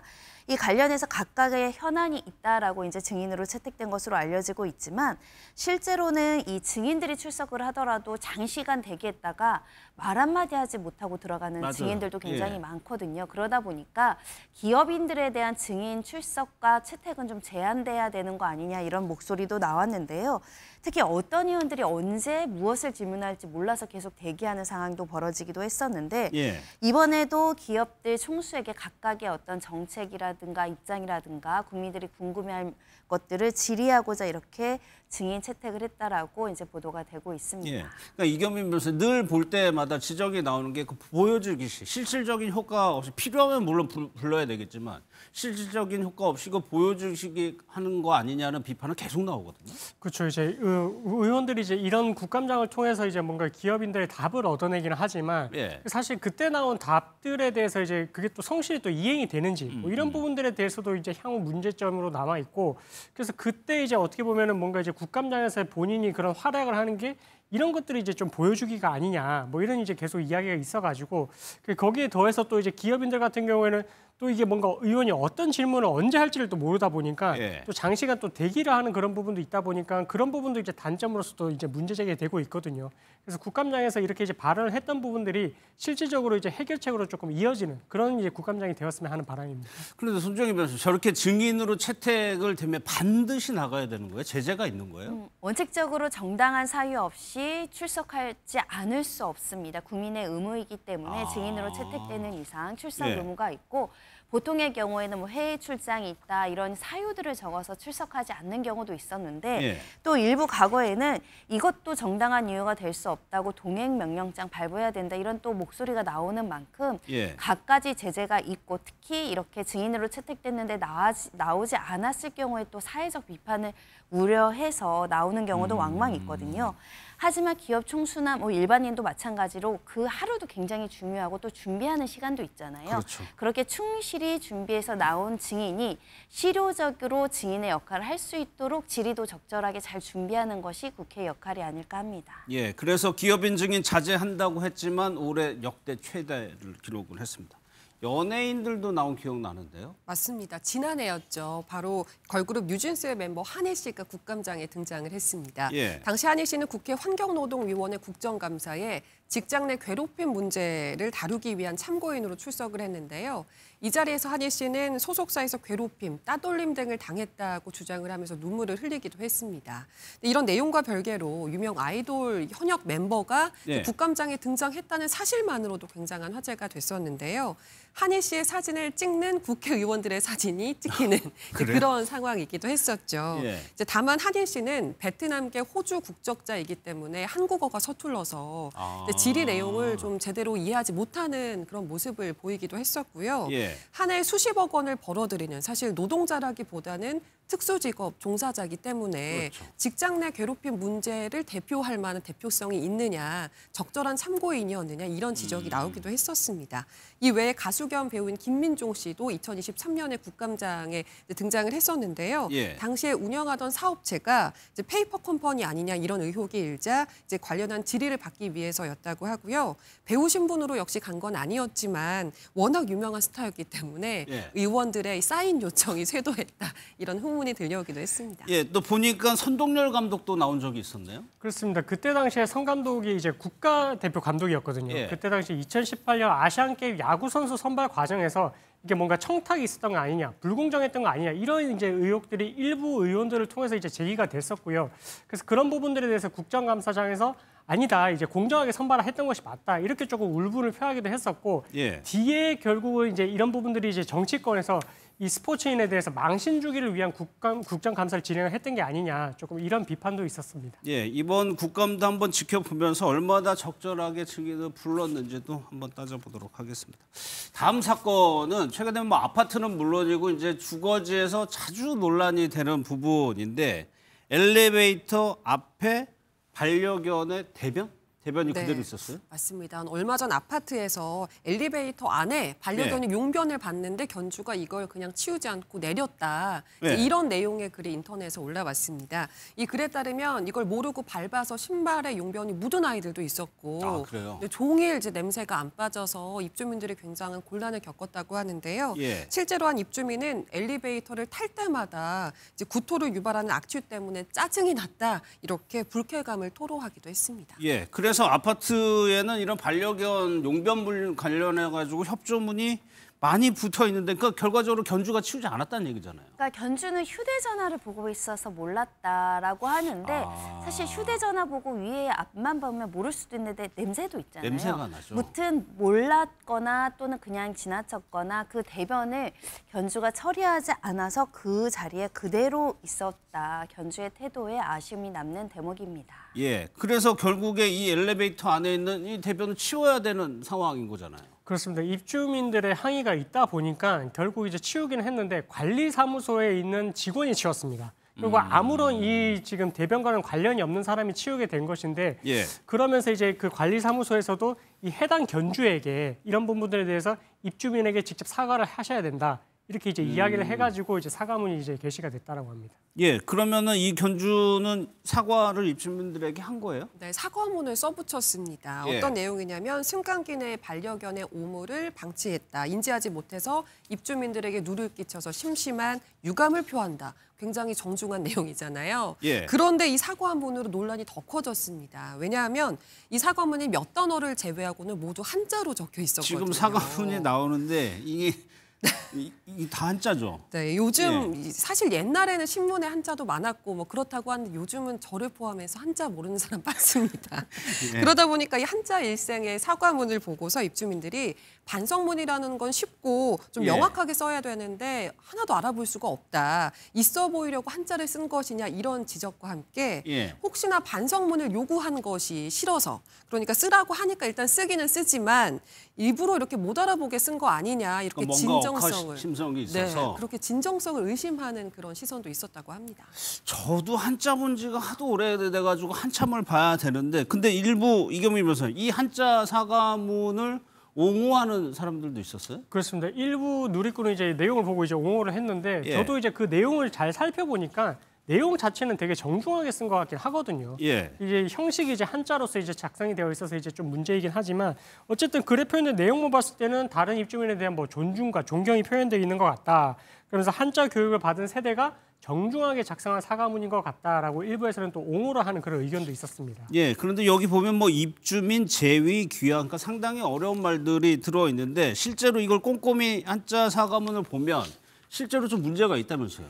일단은 조금 오류가 있다 이렇게 지적하는 입주민도 있었던 것 같습니다. 일단 자세히 뜯어보면 일반적으로 기하라는 것은 개인에게 쓰고 죄인은 이제 단체나 여러 명에게 쓴다라고 보였을 때 입주민 제2기하에 기하는 빼고 입주민 제2까지만 쓰는 것이 통용되는 표현이 아닐까 생각이 들고요. 20시 전후 경이라는 표현도 경은 여러 가지 한자가 있는데 지금 쓴 한 글자는 토지의 경계를 의미하는데 이 글의 경은 시간의 경계를 의미하니까 다른 경자가 있는데 경자는 이제 좀 잘못 썼다. 아마 찾아서 쓴 게 아닐까라고 생각이 들고요. 그리고 심심한 사과도요. 우리가 심심하다가 여러 뜻이 있잖아요. 이 심심하다는 정말 그 죄송의 의미가 드는 것 다른 의미의 한자가 있습니다. 다른 한자가 있는데 다른 심심을 썼고요. 심심은 우리가 너무너무 무료하고 심심하다와 정말 유감한다, 그 심려를 끼쳐서 죄송하다라는 한자가 다르거든요. 그런 점을 또 지적하는 글도 있었습니다. 알겠습니다.